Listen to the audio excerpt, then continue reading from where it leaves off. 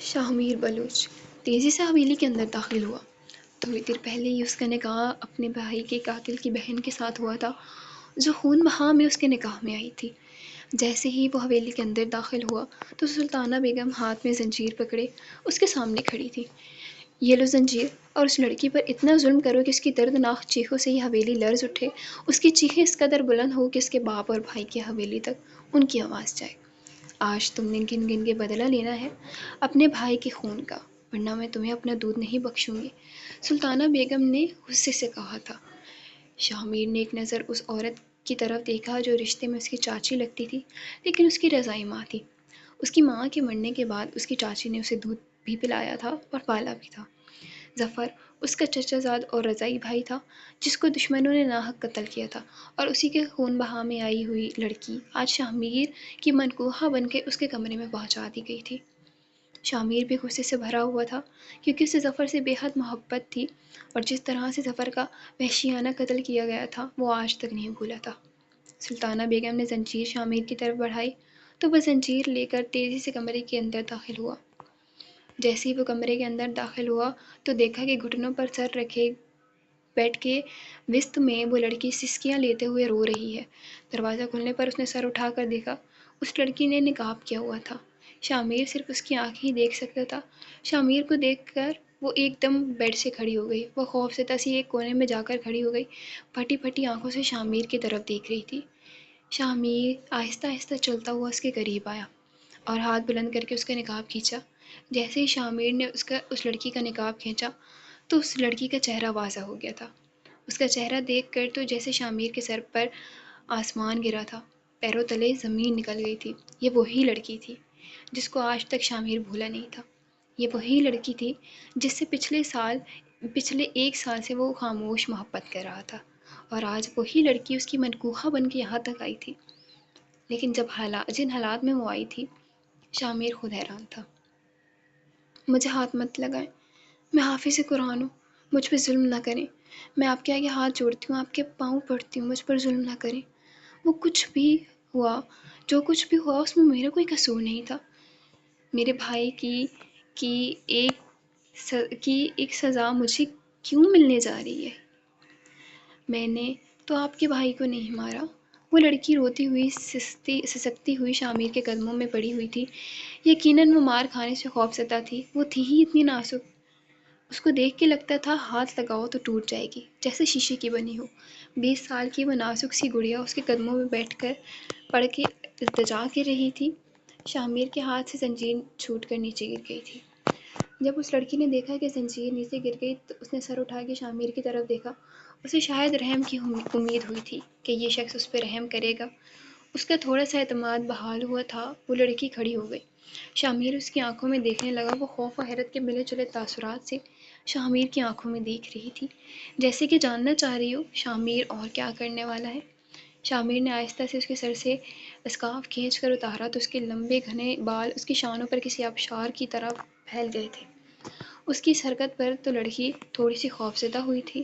میں نے آپ کو پہلے کہیں دیکھا ہے، وہ لڑکی شاہمیر کے چہرے کو غور سے دیکھ کر بولی تھی، کچھ یاد کرنے کی کوشش کر رہی تھی۔ دیکھا ہے تم نے مجھے، اور ایسا دیکھا کہ اس کے بعد میں کسی اور لڑکی کو دیکھنے کے قابل نہیں رہا۔ شاہمیر نے کہا۔ اس کا غصہ ہوا ہو چکا تھا، سامنے اس کی محبت تھی، وہ لڑکی جس پر پہلی نظر میں دل ہار بیٹھا تھا۔ شاہمیر نے جذبات سے چور اس لڑکی کو اپنے سینے سے لگا لیا تو وہ گھبرا گئی۔ چھوڑیں مجھے، یہ کیا کر رہے ہیں آپ؟ وہ لڑکی اس اچانک حملے کے لیے تیار نہ تھی۔ وہ اپنے آپ کو چھڑانے کی کوشش کرنے لگی، لیکن شاہمیر کی گرفت مضبوط تھی۔ تمہیں نہیں پتہ، پچھلے 1 سال سے تمہارے لیے تڑپ رہا ہوں، اور آج تم میری دسترس میں آ گئی ہو۔ تو شاہمیر نے بات ادھوری چھوڑ دی اور اس کو بیڈ پر دھکا دیا۔ نہیں نہیں، آپ ایسا نہیں کر سکتے، مجھ پر رحم کریں۔ وہ لڑکی التجا کرنے لگی تھی۔ ظلم تو ظلم ہوتا ہے، چاہے زنجیر سے کیا جائے یا… شاہمیر کہتا ہوا اس لڑکی پر جھک گیا تھا۔ وہ لڑکی بہت دیر تک مزاحمت کرتی رہی، لیکن شاہمیر کو اس پر کوئی ترس نہیں آ رہا تھا۔ ایک طرف نفرت کی آگ تھی اور دوسری طرف محبت کی۔ آج تھی یہ دونوں کی آگ مل کر بھڑک اٹھی تھی۔ آہستہ آہستہ اس لڑکی کی تمام تر مزاحمتیں دم توڑتی چلی گئیں۔ وہ ہار مانتے ہوئے نڈھال ہو گئی۔ شامیر اب مکمل طریقے سے اپنا حق وصول کر رہا تھا۔ صبح جب اس کی آنکھ کھلی تو دیکھا اس کے ایک کپ میں گہری نیند سو رہا ہے۔ اس کی آنکھوں میں آنسو تھے۔ وہ اٹھی اور اپنے لمبے بال جوڑے میں قید کرنے لگی، اپنا بے ترتیب لباس ٹھیک کیا اور واش روم کی طرف جانے لگی کہ شامیر نے اس کا ہاتھ پکڑ لیا۔ اس لڑکی کو لگا وہ گہری نیند میں ہے، لیکن وہ شاید جاگ رہا تھا۔ کیا نام ہے تمہارا؟ شامیر نے ہاتھ پکڑا ہوا تھا، اس نے سوال کیا۔ ایمان۔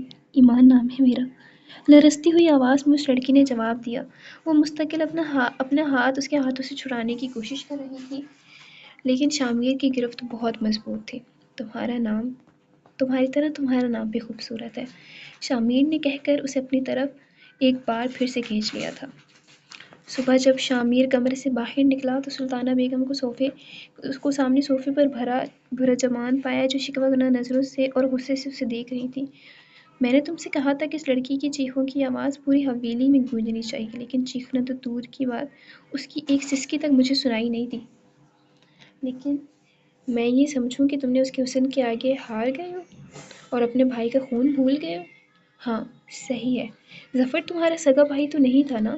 کیا تمہیں اس کا دکھ ہوتا؟ وہ تو تمہارا چچا زاد بھائی تھا۔ یاد رکھو، میں نے تمہیں اپنا دودھ تب پلایا جب تمہاری ماں نہیں تھی۔ ظفر تمہارا دودھ شریک بھائی بھی تھا، مگر نہ تم نے اپنے بھائی کی محبت کا پاس رکھا، نہ میری دودھ کا۔ شامیر تم نے مجھے مایوس کیا ہے، سلطانہ بیگم نے کہا تو شامیر ان کے قریب آ کر بیٹھ گیا۔ ایسی بات نہیں ہے اماں صاحب، ظلم تو ظلم ہوتا ہے، چاہے کسی بھی طرح سے کیا جائے۔ بس آپ سمجھیں کہ وہ مظلوم تھی اور اس پر ظلم ہو چکا ہے۔ بس طریقہ میرا اپنا تھا، میں اپنے بھائی کا خون بھولا ہوں، میں اس کے حسن کے آگے پگھلا ہوں۔ شامیر نے بات بناتے ہوئے کہا، محبت اپنی جگہ، لیکن وہ اب اماں صاحب کو بھی ناراض نہیں کرنا چاہتا تھا۔ ٹھیک ہے، تمہیں جو کرنا تھا تم نے کر دیا، اب میری باری۔ میں جو کچھ بھی کہوں گی تم مجھے نہیں روکو گے، ورنہ میں سمجھوں گی کہ تم مجھے سگی ماں نہیں سمجھتے ہو۔ سلطانہ بیگم نے کہا، آپ کو جو کرنا ہے کریں، لیکن اس کو زنجیروں سے مارنے کی اجازت میں آپ کو ہرگز نہیں دے سکتا، میرا ضمیر یہ گوارا نہیں کرتا۔ شامیر نے کہا، میں اسے زنجیروں سے نہیں ماروں گی، لیکن اس کی حیثیت اس حویلی میں نوکرانی سے زیادہ نہیں ہوگی۔ وہ آج کے بعد نوری کے ساتھ اس کے کمرے میں سوئے گی اور حویلی کے کام کاج کرے گی، نہ وہ تمہارے کمرے میں اب آئے گی، نہ تم اس کے پاس جاؤ گے۔ نکاح ہو گیا، تم نے اپنا حق وصول کر لیا، اور بس اس سے زیادہ میں برداشت نہیں کر سکتی کہ تم اسے سر چڑھا لو۔ سلطانہ بیگم نے کہا تو شامیر کو تسلی ہوئی۔ اس کو پتہ چلا تھا کہ سلطانہ بیگم ایمان پر ترس نہیں کھانے والی، لیکن یہ بھی عافیت تھی کہ وہ اسے اب زنجیروں سے نہیں مارے گی۔ گھر کے کام کاج تو ہر عورت کرتی ہے، یہ چھوٹی سی سزا تھی ایمان کے لیے، اور شامیر نے اس سزا کو قبول کر لیا تھا۔ لیکن ساتھ ساتھ سزا شامیر کو بھی ملی تھی۔ اب نہ وہ اس سے بات کر سکتا تھا، نہ اس کے پاس جا سکتا تھا، نہ اسے بلا سکتا تھا۔ وہ اس کی محبت تھی، یہ دوری اس کے لیے بہت مشکل تھی، لیکن اماں صاحب کو بھی تو راضی کرنا تھا۔ وہ دشمن کی بیٹی تھی، دشمن کی بہن تھی، اس سے زیادہ وہ اس پر کوئی عنایت نہیں کر سکتا تھا۔ وہ رسم و رواج کے ہاتھوں مجبور تھا۔ ایمان چارپائی پہ نوری کے کمرے میں سو رہی تھی جب کسی نے لات مار کے اس کو جگا دیا۔ وہ خوف زدہ ہو کر ایک جھٹکے سے کھڑی ہوئی۔ مہارانی نہیں ہو تم جو یہاں پر آرام کر رہی ہو؟ چلو اٹھو، کچن میں چلو، سب کا کھانا تم نے بنانا ہے، آج کے بعد برتن بھی صاف کرنے ہیں اور پوچھا بھی لگانا ہے۔ صبح سے لے کر رات تک تم نے بلا ناغہ کام کرنا ہے۔ سامنے سلطانہ بیگم تھی اور وہ غصے اور غضب سے کہتی جا رہی تھی، لیکن مجھے کام کرنے کی عادت نہیں ہے اور اتنا سارا کام میں نہیں کر سکتی۔ ایمان نے خوفزدہ ہو کر سلطانہ بیگم سے کہا، رسی جل گئی لیکن بل نہیں گیا۔ اب تم سردار شاہ نواز کی بیٹی نہیں ہو، تم خون بہا میں آئی ہوئی ایک لڑکی ہو، اور اس گھر میں تمہاری حیثیت ملازمہ سے زیادہ نہیں ہے۔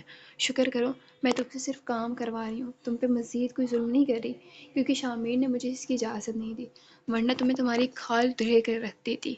سلطانہ بیگم نے کہا تو ایمان آخری جملے پر آ کر سوچ میں پڑ گئی۔ کیا واقعی شامیر نے اسے مارنے سے منع کیا ہے؟ ایمان کے دل میں ایک امید جاگی تھی، اس کو لگا تھا کہ یہاں پر اس کے ساتھ بہت مار پیٹ کی جائے گی، لیکن یہ شامیر کی مہربانی تھی کہ اس نے مار پیٹ سے منع کر دیا تھا۔ اس کے مقابلے میں حویلی کا کام آسان تھا، لیکن مسئلہ یہ تھا کہ اس کو کام کاج کی عادت نہیں تھی، لیکن اب جو بھی تھا کرنا تو تھا۔ مجھے کھانا بنانا نہیں آتا، روٹیاں بنانی بھی نہیں آتی ہیں، آپ ایسا کریں صفائی ستھرائی کا کام مجھ سے لے لیں، میں آہستہ آہستہ کھانا سیکھ جاؤں گی، پھر بناؤں گی، ورنہ آپ کا راشن ہی ضائع ہو جائے گا۔ ایمان نے معصومیت سے کہا۔ تو ٹھیک ہے، حویلی میں پوچھا لگاؤ جا کر، اور جہاں پر مردوں کی بیٹھک ہے وہاں پر بھی پوچھا لگانا تمہاری ذمہ داری ہے، سلطانہ بیگم نے کہا۔ تو حریم نے حیرت سے اس کی طرف دیکھا۔ اپنی حویلی میں تو اس کے باپ نے اس کے لیے خاتون ملازمہ رکھی ہوئی تھی، کوئی بھی مرد ملازم اس کے سامنے بھی نہیں آتا تھا، اور آج خود وہ ملازمہ بن کر نامحرموں کے سامنے کیسے کام کر سکتی ہے؟ میں مردانہ بیٹھک میں کام نہیں کر سکتی، ایک بار پھر سے ایمان نے کہا۔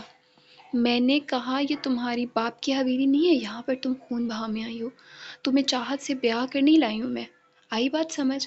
اور شامیر کی کل رات والی مہربانیوں کو مت سوچنا، وہ ایک مرد ہے۔ وقتی طور پر تمہیں دیکھ کر اس کے جذبات جاگ گئے تھے، لیکن وہ تم سے، تمہارے بھائی سے، تمہارے باپ سے نفرت کرتا ہے، وہ کبھی بھی تمہیں ایک بیوی کا درجہ نہیں دے گا، اس نے بس رات تمہیں استعمال کیا ہے اور آج نوکروں کے ساتھ پھینک دیا، یہی حیثیت ہے تمہاری۔ سلطانہ بیگم نے بانوں سے کھینچ کر اسے اٹھایا اور غصے سے بولا، اور وہ اپنے بال چھڑانے لگی۔ جاؤ اب کام پر لگ جاؤ۔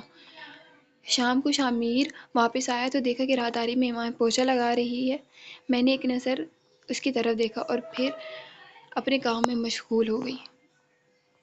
وہ وہیں پر کھڑا ایمان کو دیکھتا رہا، اس حالت میں اپنی محبت کو دیکھ کر اس کے دل کو کچھ ہوا تھا۔ وہ اس کی پہلی اور آخری محبت تھی۔ یہ آج سے 2 سال پہلے کا واقعہ تھا، جب وہ اپنے باغ میں چہل قدمی کر رہا تھا۔ دوپہر کا وقت تھا، گرمی بھی اپنے عروج پر تھی، لیکن دوپہر کے وقت اسے باغ میں آنا اچھا لگتا تھا۔ یہاں پر آم کے درخت بہت سارے تھے، لیکن ابھی آم پکے نہیں تھے۔ اچانک ہی اسے کوئی نظر آیا، وہ جو بھی تھا، اس نے شدید گرمی میں ہڈی پہنی ہوئی تھی، اور ہڈی کی ٹوپی اس نے اپنے سر پہ کی ہوئی تھی۔ وہ کہہ رہی ہیں توڑ توڑ کر اپنی جیب میں ڈال رہا تھا، کہنی ہے توڑ توڑ کر اپنے جیب میں ڈال رہا تھا۔ ڈارک بلو کلر کی جینس میں بلیک کلر کی شرٹ اور اوپر کی ہڈی نظر آ رہی تھی۔ کوئی پاگل ہی تھا جو اتنی گرمی میں اس طرح کا لباس پہنے ہوئے تھا۔ وہ یقیناً چور تھا جو کیریاں چوری کرنے آیا تھا۔ رکو ذرا، میری بات سنو۔ شامیر کو سمجھ میں آ گیا تھا کہ وہ کیریوں کا چور ہے۔ اکثر بچے آ جایا کرتے تھے کیریاں توڑنے کے لیے، لیکن شامیر تو ان کی بہت حفاظت کیا کرتا تھا۔ وہ چاہتا تھا یہ پکے آم بن جائے اور کوئی ان کو ہاتھ نہ لگائے، لیکن پکے آم بننے سے پہلے اگر کوئی ان کو توڑتا تھا تو شامیر کو شدید غصہ آتا تھا۔ شامیر اس کے پیچھے بھاگا، وہ شخص تیزی سے بھاگنے لگا۔ اس کے کچھ ساتھی تھے جو شاید دیوار کے پار تھے، وہ اسے بلا رہے تھے، لیکن شامیر اس تک پہنچ چکا تھا۔ اس نے ایک جھٹکے سے اس کے ہاتھ کو پکڑا تو ہڈی نیچے گر گئی، اور اس لڑکی کے بال جوڑے سے کھل کر آبشار کی طرح اس کے کندھے پر پھیل گئے تھے۔ وہ جسے لڑکا سمجھ رہا تھا، لڑکوں والے حلیے میں وہ لڑکی تھی۔ او تو تم لڑکی ہو اور کیریاں توڑنے کے لیے آئے ہو؟ شامیر نے زور سے اس کا بازو پیچھے کر کے دبوچا تھا۔ چھوڑو مجھے درد ہو رہا ہے، وہ لڑکی دبی دبی آواز میں غصہ کر رہی تھی۔ اپنے باغ میں آئے ہوئے چور کو میں اتنی آسانی سے نہیں جانے دیتا۔ کب سے چوری کر رہی ہو؟ تو تمہارے ساتھ تمہارا گینگ بھی ہے نا، یقیناً وہ دیوار کے اس پار ہے۔ میں بھی سب کو سبق سکھاتا ہوں۔ کہاں سے آئی ہو تم؟ مجھے بتاؤ کس کی بیٹی ہو؟ شامیر کی گرفت اس کے بازو پر مضبوط تھی، اس کو واقعی میں درد ہو رہا تھا۔ میں نے کوئی کیری نہیں چرائی، وہ لڑکی غصے سے بولی۔ تو شامیر نے اس کی ہڈی کے جیب میں ہاتھ ڈالا، وہاں سے کافی ساری کیریاں برآمد ہوئی تھیں۔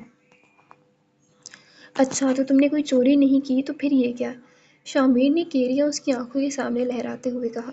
اتنا بڑا باغ ہے تمہارا، اگر میں نے 2-3 کیریاں توڑ لیں تو کون سی قیامت آ گئی؟ انسان کو اتنا کنجوس بھی نہیں ہونا چاہیے، دل کر رہا تھا کھانے کا، اس لڑکی نے ہار مانتے ہوئے کہا تھا۔ اگر کھانا ہے تو اپنے باغ سے توڑ کر کھاؤ، یہ میرا باغ ہے، میری زمین ہے، اور میں کسی کو اجازت نہیں دے سکتا کہ وہ اس طرح سے چوروں کی طرح گھس کر ایسے کام کرے۔ اب مجھے صاف صاف بتاؤ تم کس کی بیٹی ہو؟ شامیر بھی ڈھیٹ تھا، اس نے فیصلہ کر لیا تھا کہ جب تک وہ اس کے باپ کا نام نہ جان لے اسے جانے کی اجازت نہیں دے گا۔ مجھے جانے دو، میری سہیلیاں میرے انتظار کر رہی ہیں۔ اس نے التجا کی تھی۔ اتنی گرمی میں تم نے ہڈی پہن رکھی ہے، تمہیں کوئی ہوش بھی ہے یا نہیں؟ گرمی سے بے ہوش بھی ہو سکتی ہو، صرف چوری کے لیے تم نے ایسا لباس پہنا ہے؟ بتاؤ کب سے چوری کے لیے آتی رہی ہو یہاں؟ شامیر نے پوچھا تھا تو وہ پریشان ہو گئی۔ اللہ کی قسم پہلی بار آئی ہوں اور پہلی بار ہی پکڑی گئی ہوں۔ اگر پہلے سے آتی تو پکا کام کرتی، اس طرح پکڑی نہ جاتی۔ اب وہ لڑکی رونے جیسی ہو گئی تھی۔ چلو ٹھیک ہے، میں جانے دیتا ہوں، لیکن بتاؤ تو دو کس کی بیٹی ہو، کہاں سے آئی ہو، تمہارا اپنا نام کیا ہے؟ شامیر کو بس ایک ہی تجسس تھا اس کے بارے میں جاننے کا۔ میرا بازو چھوڑو، مجھے درد ہو رہا ہے۔ اب اس نے لڑکیوں والا خاص ہتھیار استعمال کرتے ہوئے کہا، یعنی کہ آنسو۔ وہ آنسو بہانے لگی۔ اس کو پتہ تھا کہ مرد کا دل عورت کے آنسو دیکھ کر پگھل جاتا ہے۔ اوہ ہو، رو کیوں رہی ہو؟ چلو چھوڑ دیا۔ شامیر واقعی اس کے آنسو دیکھ کر پگھل گیا تھا۔ جیسے ہی اس نے اس لڑکی کا ہاتھ چھوڑا، وہ لڑکی تیزی سے آگے کی جانب بڑھ گئی اور پھرتی سے دیوار پھلانگ کر چلی گئی۔ شامیر دیکھتا رہ گیا۔ وہ اس لڑکی سے اس کی پہلی ملاقات تھی اور اس کے بعد اس نے اس لڑکی کو بہت تلاش کیا، لیکن وہ کہیں بھی نہ ملی۔ وہ اس کے چکر میں روزانہ باغ میں آیا کرتا تھا، لیکن دوبارہ وہ باغ میں بھی نہیں آئی۔ اس دن کے بعد جب اس نے اس لڑکی کو دیکھا تھا تو آج اپنی بیوی کے روپ میں دیکھا تھا۔ وہ محبت سے اس کا دل جیتنا چاہتا تھا، عزت سے اپنانا چاہتا تھا، لیکن جس طرح وہ اس کے نکاح میں آئی تھی، یہ بات شامیر کے لیے بہت اذیت کا باعث تھی۔ شامیر مہمانوں کے ساتھ مردانہ بیٹھک میں بیٹھا ہوا تھا کہ اچانک سے ایمان اندر آئی۔ اس کے ہاتھ میں ایک کپڑا تھا جو بھیگا ہوا تھا۔ اس نے مہمانوں کو دیکھ کر فرش پہ بیٹھ گئی اور پوچھا لگانے لگی۔ یہ منظر دیکھ کر شامیر کے تن بدن میں آگ لگ گئی۔ وہ ایک دم سے اٹھا اور بازو سے کھینچ کر ایمان کو اٹھایا اور کھینچتا ہوا اسے باہر لے کر آیا۔ کیوں آئی ہو تم یہاں؟ کوئی احساس ہے یا نہیں تمہیں؟ یہاں مرد بیٹھے ہوئے ہیں، میرے دوست اور دیگر لوگ بھی بیٹھے ہیں۔ تم میری بیوی ہو اور سب کے سامنے اس طرح منہ اٹھا کر آ گئی ہو؟ کیا خاندانی لڑکیاں ایسی ہوتی ہیں؟ یہی تربیت کی ہے تمہارے ماں باپ نے تمہاری کہ نامحرموں کے بیچ میں گھس کر کام کرو؟ شامیر غصے سے بولتا جا رہا تھا۔ وہ تھوڑی دیر اس کو دیکھتی رہی، پھر بولی، آپ کی اماں سائیں کا حکم تھا اس لیے آئی ہوں۔ میں نے ان کو منع بھی کیا تھا کہ میں نامحرموں کے سامنے جانے کی مجھے نامحرموں کے سامنے جانے کی عادت نہیں ہے، لیکن اس کے باوجود آپ کی اماں سائیں نے مجھے یہاں بھیج دیا تو میں کیا کرتی؟ میں تو یہاں پہ حکم کی غلام ہوں اب۔ ایمان نے جھکے ہوئے سر کے ساتھ کہا تو شامیر کو سلطانہ بیگم پر غصہ آ گیا۔ وہ ایمان کو بازو سے گھسیٹ کر حویلی کے اندر لے آیا۔ تم جاؤ اپنے کمرے میں، اس نے ایمان کو ہدایت دی اور وہ سلطانہ بیگم کے کمرے کے پاس بڑھنے لگا۔ سلطانہ بیگم اپنے کمرے میں نیم دراز تھی اور نورین کے پاؤں دبا رہی تھی کہ اچانک شامیر کمرے میں داخل ہوا۔ اماں سائیں، آپ اس سے بے شک کام کروا لیں، پوری حویلی کا کام کروا لیں، لیکن مردانہ بیٹھک میں وہ کام نہیں کرے گی، آپ اسے وہاں نہ بھیجیں پلیز۔ شامیر نے آتے ہی شکوہ کیا تھا۔ وہ غصے میں تھا، لیکن اماں سائیں کے سامنے اپنا غصہ ضبط کرنے کی مکمل کوشش کر رہا تھا۔ تم کچھ زیادہ ہی فکر مند نہیں ہو رہے اس لڑکی کے بارے میں؟ سلطانہ بیگم پٹ کر بیٹھ گئی۔ اماں سائیں، اب بات کو سمجھیں، وہ بے شک دشمن کی بیٹی ہے، لیکن میرے نکاح میں ہے، میری عزت ہے، میری غیرت ہے۔ وہ عورتوں کے سامنے جو چاہے کام کرے، مجھے کوئی اعتراض نہیں ہے۔ آپ اپنی ملازماؤں کے کام بھی اس سے کروا لیں، میں کچھ نہیں کہوں گا، لیکن وہ مردوں کا کام نہیں کرے گی اور مردانہ بیٹھک میں صفائی بھی نہیں کرے گی۔ آج جب وہ وہاں آئی تو سب لوگ اسے دیکھ رہے تھے۔ یہ بات میری حیرت گوارا نہیں کر رہی تھی۔ میں اسے کھینچ کر لے آیا ہوں واپس، اور آئندہ اس کو وہاں بھیجا تو میں یہ حویلی چھوڑ کر چلا جاؤں گا، شامیر نے کہا اور وہاں سے چلا گیا۔ وہ رکا نہیں تھا۔ سلطانہ بیگم پریشان ہو گئی۔ وہ شامیر کو ناراض نہیں کرنا چاہتی تھی، کیونکہ شامیر کے ہاتھوں ہی تو اس نے اپنے بیٹے ظفر کے خون کا بدلہ لینا تھا۔ وہ ایمان کے بھائی فرید کو شامیر کے ہاتھوں قتل کروانا چاہتی تھی۔ ابھی تو اس نے خون بہا میں ایمان کو مانگنے کا کہا تھا۔ اصولاً تو یہاں پر صلح ہو جاتی، لیکن سلطانہ بیگم کو چین نہیں آ رہا تھا۔ وہ چاہتی تھیں کہ آگے جا کر شامیر فرید کو قتل کر دے، شامیر جیل چلا جائے اور ایمان پر وہ ظلم کریں اور ان کا چھوٹا بیٹا تمام جائیداد کا مالک بن جائے۔ اس طرح سے وہ شامیر کو راستے سے ہٹانا چاہتی تھی اور بدلہ بھی اس کے ذریعے لینا چاہتی تھی۔ وہ ہمیشہ سے شامیر کو اپنے مقاصد کے لیے استعمال کرتی ہوئی آئی تھیں اور آج بھی وہ ایسے ہی کرنے والی تھی۔ سردار شاہنواز کو جب پتہ چلا کہ اس کی بیٹی شامیر کے بھائی سے اس کے بیٹے کی کسی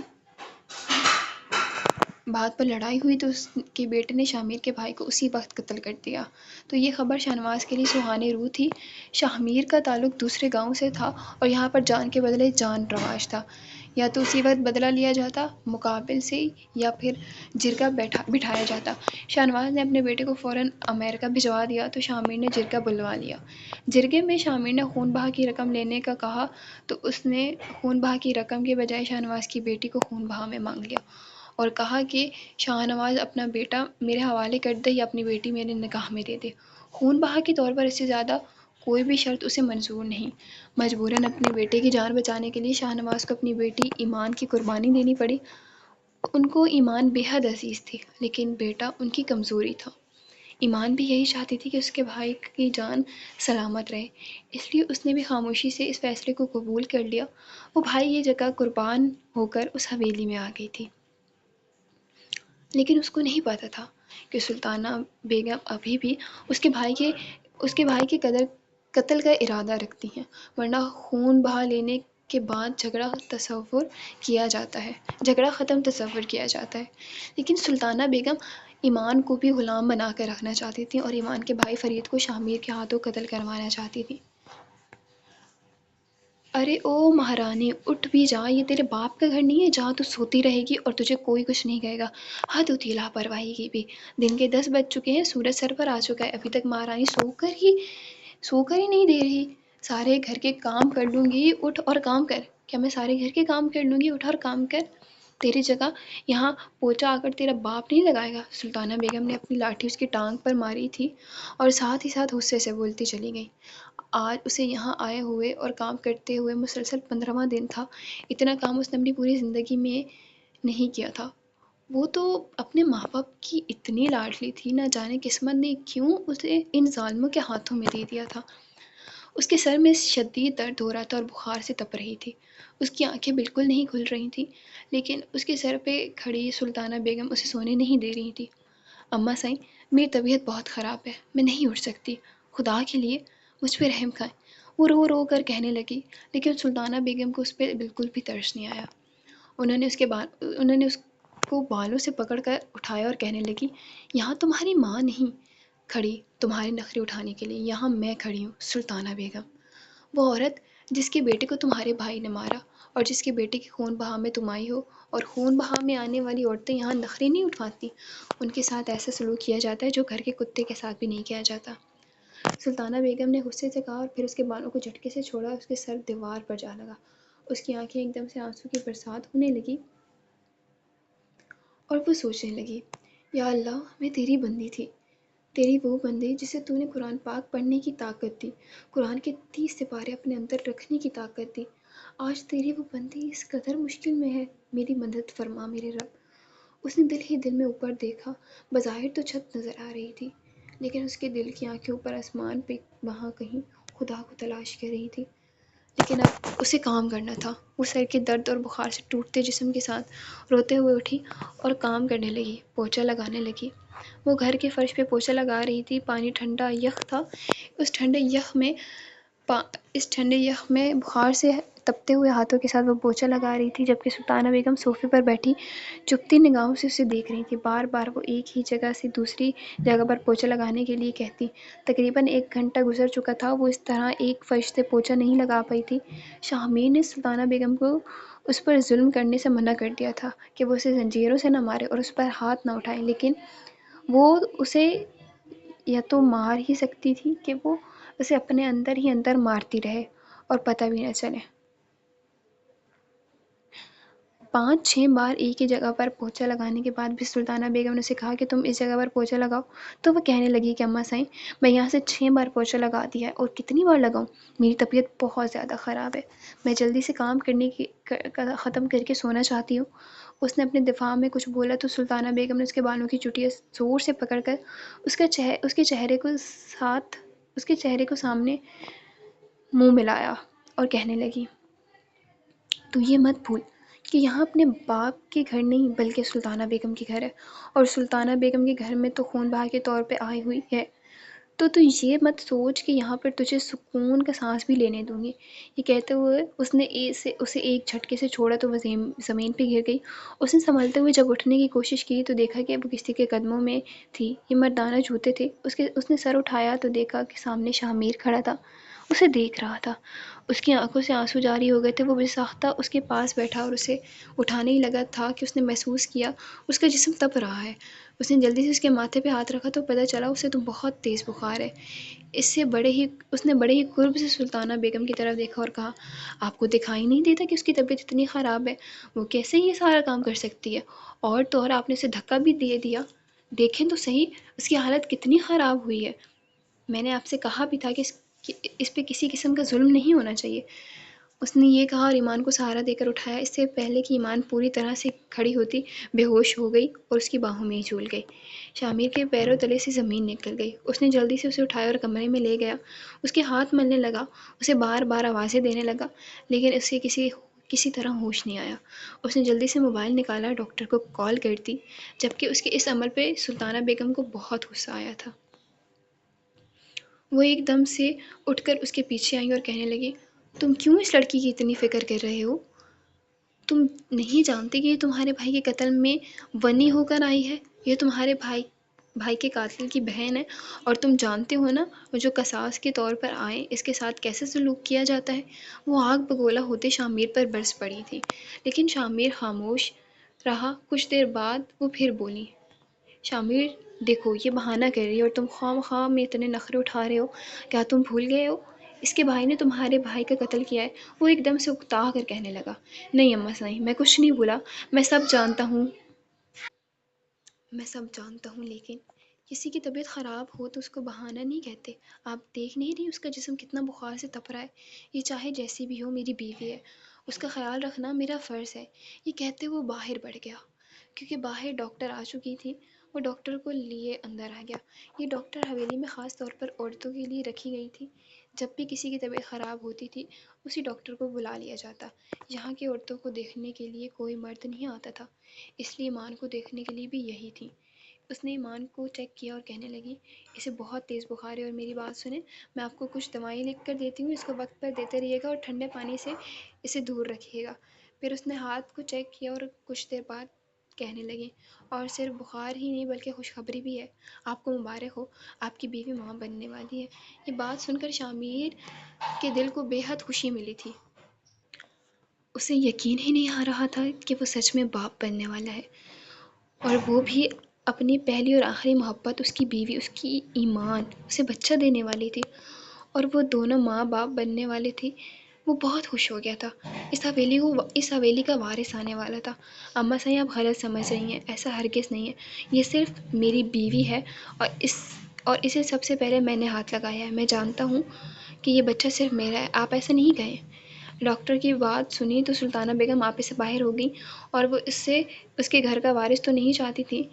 اس کی ساری گیم ہی الٹ ہو رہی تھی۔ وہ آگ بگولا ہوتے ہوئے شامیر سے کہنے لگیں کہ دیکھو تمہاری بیوی پہلے سے ہی کسی کے ساتھ چکر میں تھی، اب تم سے شادی ہو گئی، اس کا بچہ ہونے والا ہے، تو یہ ناجائز اولاد ہے۔ لیکن شامیر کو کسی طرح یقین نہیں آ رہا تھا۔ وہ جانتا تھا کہ وہ صرف اسی کے بچے کی ماں بننے والی ہے۔ اس خوشی میں وہ پھولے نہیں سما رہا تھا۔ اس نے ساری حویلی میں مٹھائیاں بانٹی تھیں، ملازموں کو نئے سوٹ لے کر دیے تھے۔ ایمان اسے اس سب سے ناواقف تھی، ابھی بھی ناواقف تھی۔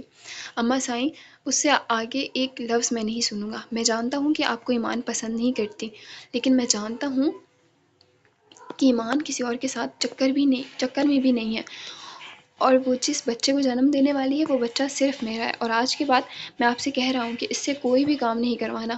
وہ جس چیز کے لیے کہے گی میں اس کی ہر بات مانوں گا۔ آپ یہ مت بھولیں کہ وہ میری بیوی ہے، اور صرف قصاص میں ہی عورت نہیں۔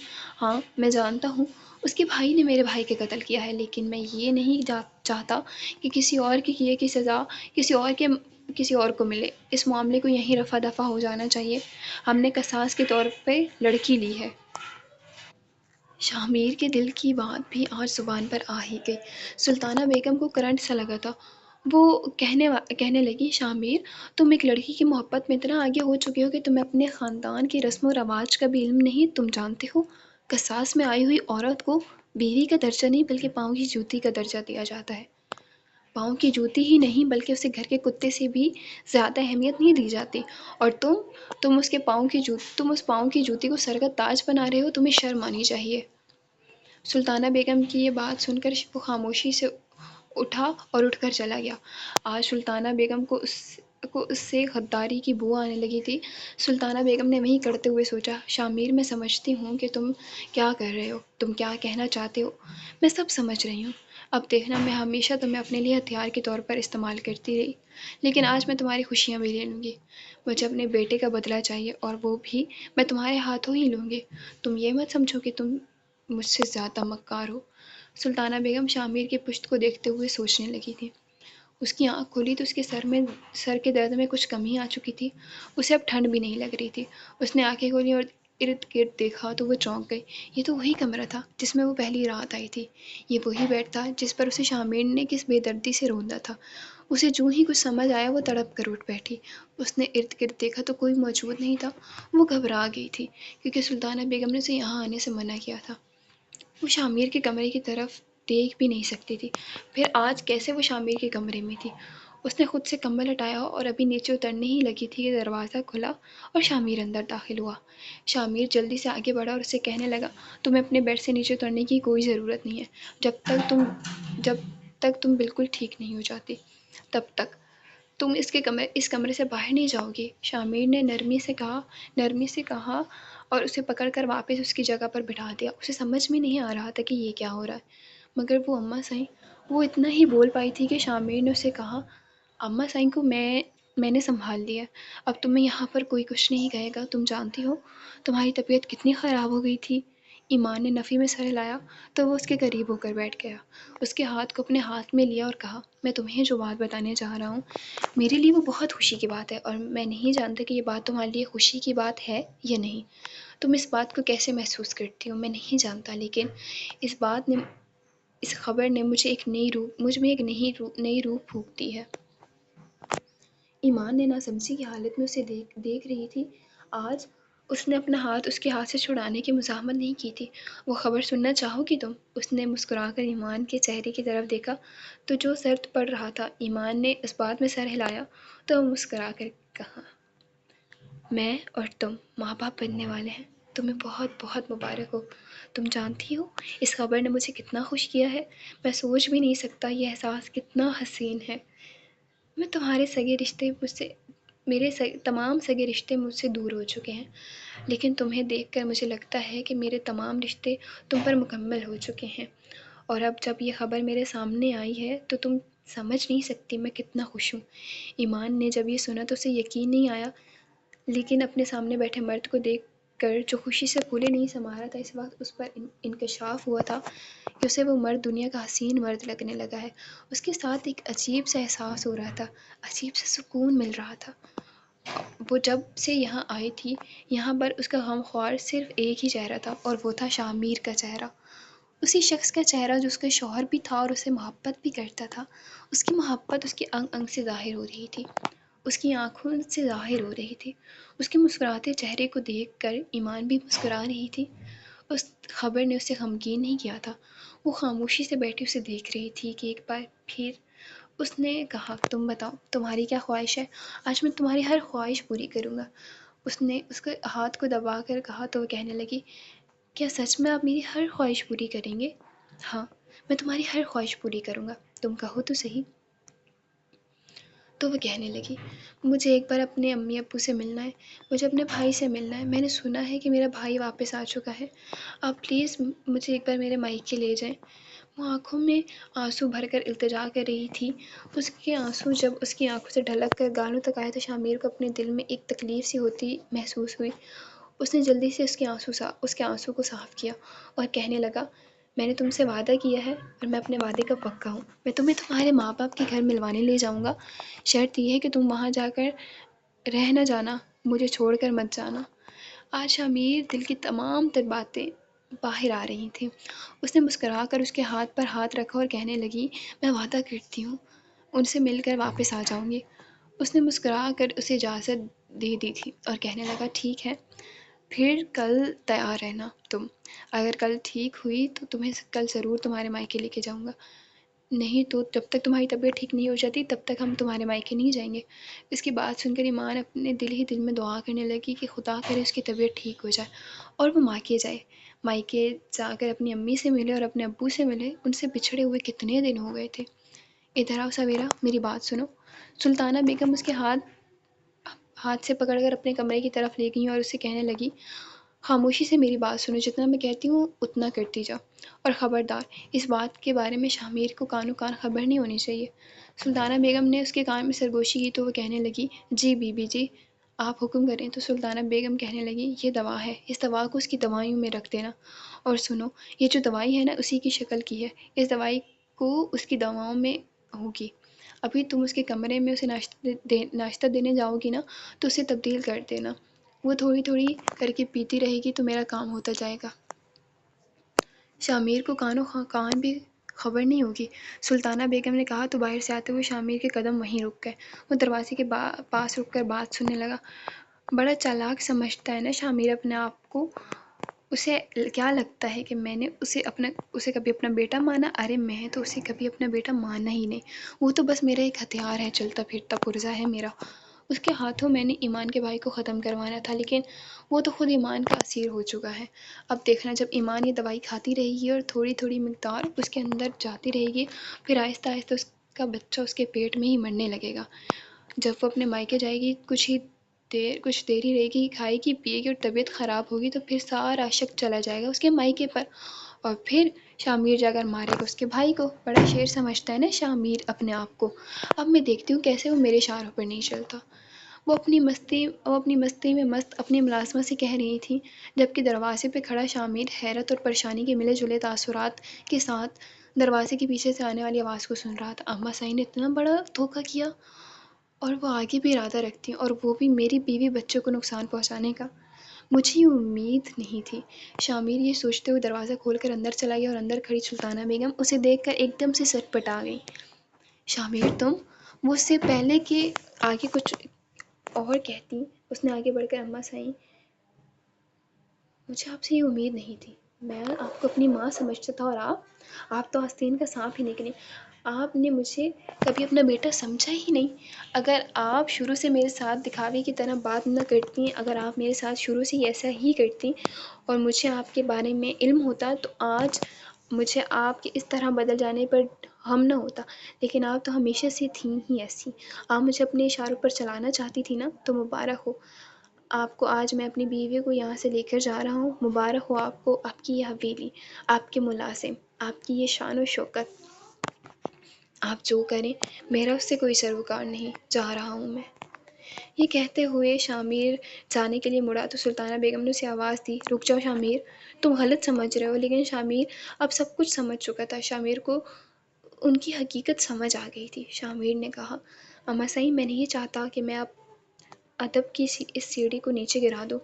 میں منہ بولی آپ کو ماں کا درجہ دیتا ہوں، اس سے پہلے میں آپ سے کوئی بدتمیزی کروں، مجھے یہاں سے چلے جانا چاہیے۔